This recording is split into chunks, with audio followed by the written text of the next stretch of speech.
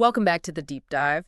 Today we're diving into a topic that powerfully challenges one of our most comforting modern assumptions, that humans, deep down, are inherently peaceful. Hmm. We often romanticize a golden age before civilization, imagining a time of harmony, minimal conflict. But what if that vision is, well, a myth?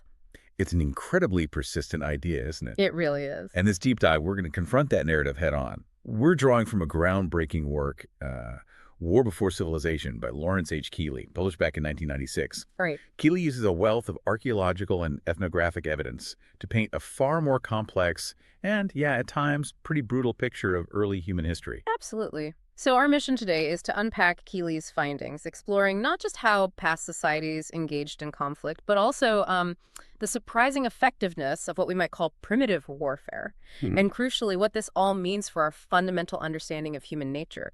You're in for some truly eye-opening insights that might just shift your perspective on history. Okay, so let's start by unpacking this notion, this idea of the pacified past.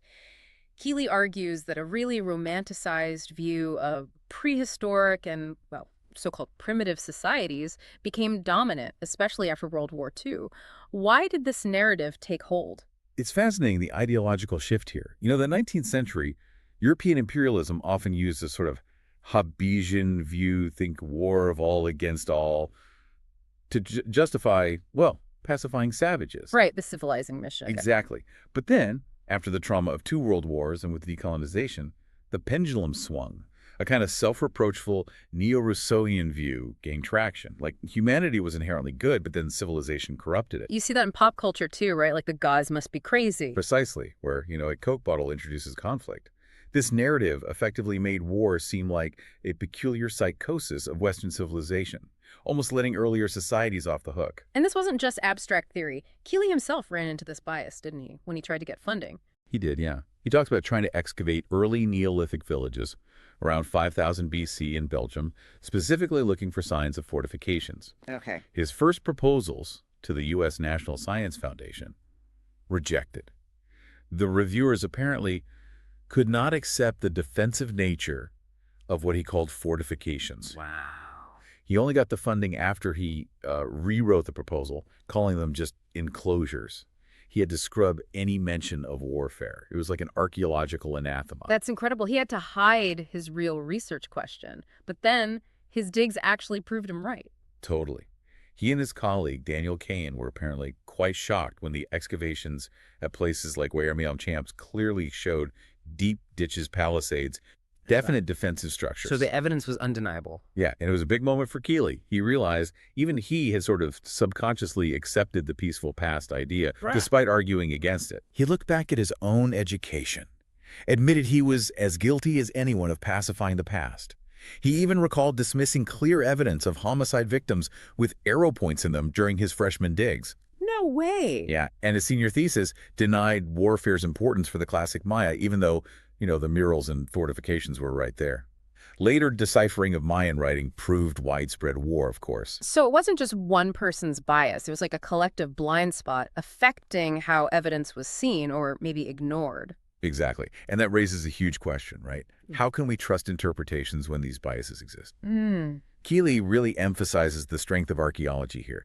Its extremely physical and material nature, he says, provides a constant basis for correcting erroneous intellectual notions. The literal weight of evidence. You got it. Repeated physical evidence is hard to argue away. Skulls with axe marks, defensive ditches, they tell a story. Okay, so that sets the stage. Given this bias, let's get to the core findings. What did Keeley actually uncover about how common conflict was before states? Was it rare? The evidence, well, it suggests the complete opposite. Cross-cultural surveys, they show an overwhelming majority, like 90 to 95% of recent tribal and non-state groups were involved in warfare. 90 to 95%? Yeah, genuinely peaceful societies, extremely rare. And usually they existed under special circumstances like total isolation or, importantly, being politically subordinate to bigger groups, like the Mabudi Pygmies, depending on nearby farmers. This is where it gets really interesting because it challenges those images we have of, say, harmless hunter-gatherer. Right. Take the Kungsan, the Bushmen, often portrayed as pacifists. Their homicide rate, measured between 1920 and 1955, was 4 times higher than the U.S. rate at the time. and sometimes up to 80 times higher than industrial nations in the 50s and 60s. 80 times, that's staggering. Or the Gabusi in New Guinea. Their homicide rate was so high, Keeley calculates that for the U.S. military to match it proportionally during the Vietnam War, they'd have had to kill almost the entire population of South Vietnam, on top of the regular U.S. homicide rate. Good grief. So how did we miss this? Well, Keeley argues many perceived peaceful societies just had their violence labeled differently as feuding or homicide because the groups involved were small. It masked the fact that it was effectively intergroup warfare. So the scale disguised the nature of the violence, and it wasn't just occasional outbursts, it was frequent. Extremely frequent, yeah. Much more so than in, say, the early Roman Republic, which started a war maybe once every 20 years. Non-state societies might not have sustained long campaigns. Logistical limits. Exactly. Yeah. But they often maintained a state of war through constant raids, ambushes, small battles, sometimes lasting for generations. And what about that idea that their warfare wasn't serious, that it was maybe more ritualistic, less committed? Another myth Keeley tackles head-on. When tribal societies were actually fighting, they often mobilized a higher proportion of their available manpower than modern conscript armies did, even in World War II. Higher. Yeah. The reason some people didn't fight needing to protect the home front, the very young, the old, those are universal reasons, not unique to states. By that measure, war was just as serious, maybe even more demanding for tribes. Okay, so conflict was common, intense, and serious. Let's get into the how. How did they fight? Were the methods less dangerous, maybe game-like? Not at all. I mean, it wasn't Clausewitz, but it was brutally effective. Primitive societies often used what Keeley calls attritional and total war strategies. Meaning The goal was often to completely wear down or eliminate the enemy group. Plunder, destroying houses, burning fields, killing or capturing women and children. It was about destroying their ability to function. And the weapons. We tend to think sticks and stones, maybe. Well, shock weapons, axes, clubs, lances were incredibly lethal up close. Think crushed skulls, severed limbs.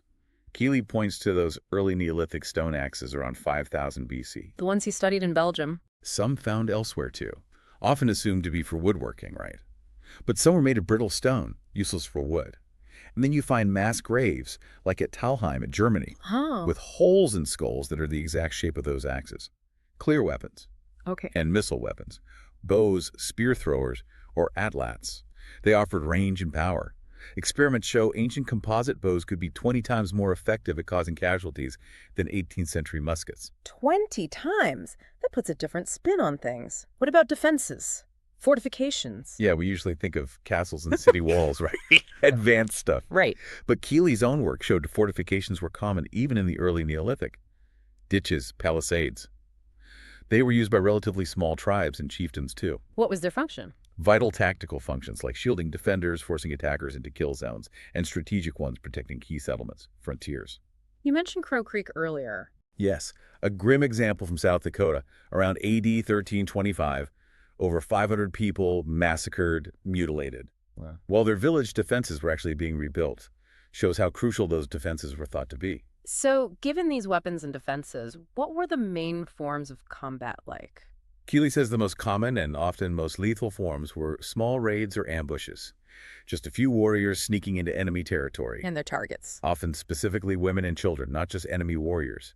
He cites a Yanomamo village raided 25 times in 15 months, losing 5% of its population that way. Wow, just constant attrition. Exactly. And then there were massacres, larger surprise attacks aiming to wipe out whole groups.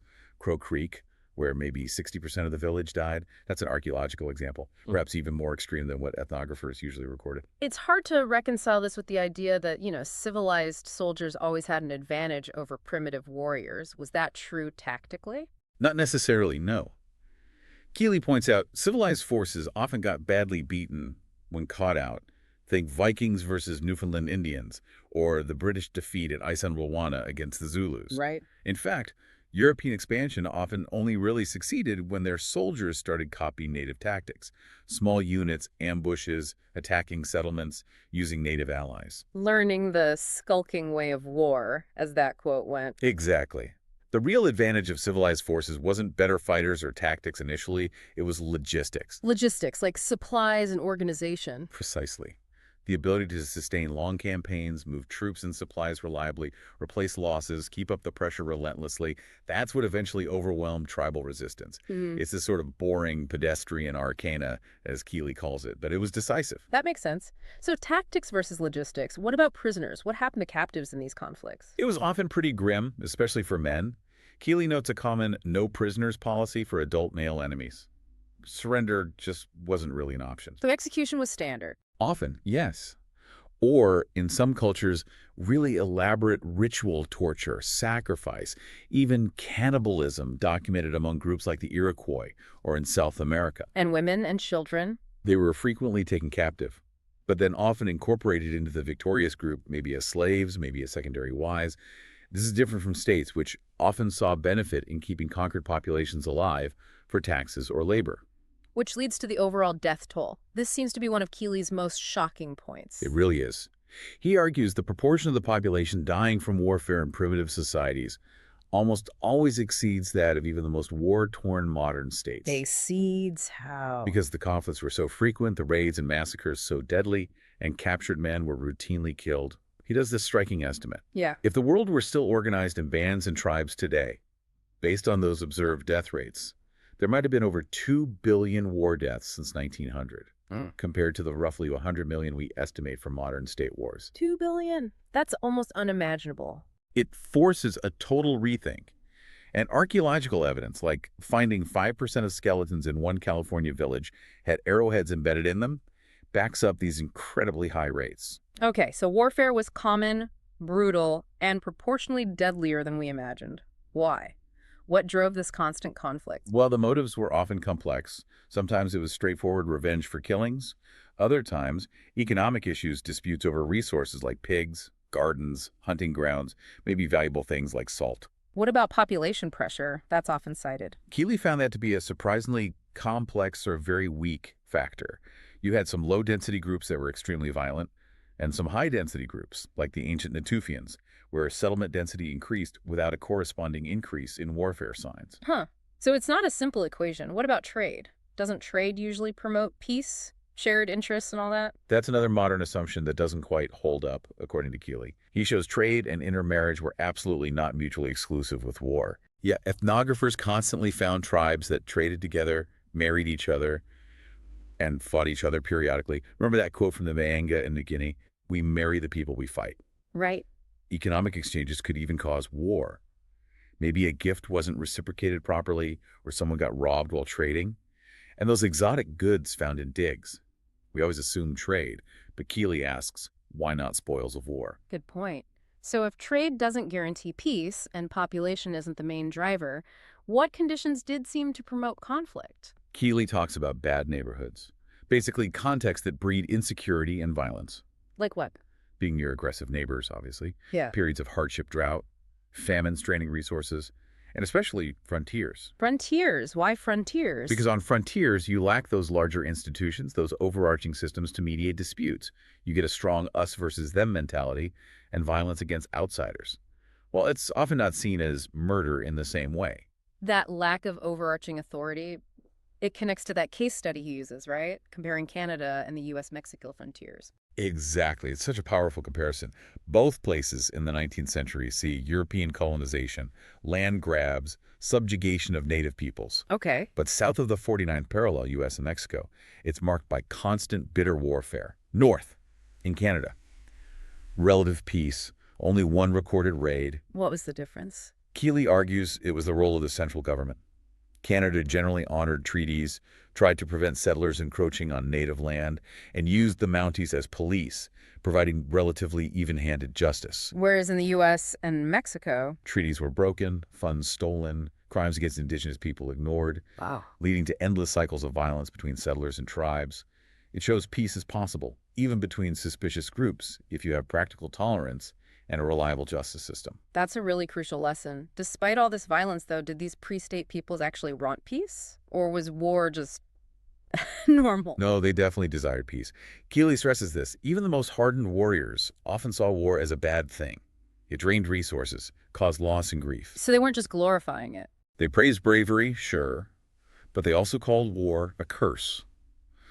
That preference for peace seems universal. It's practical and rational. But war kept happening anyway. Because for many, it seemed necessary for survival, or maybe it offered chances for prestige, bravery, gain, things that were hard to resist, even if they ultimately preferred peace. It was a tool, a terrible one, but sometimes seen as the only one available. Right.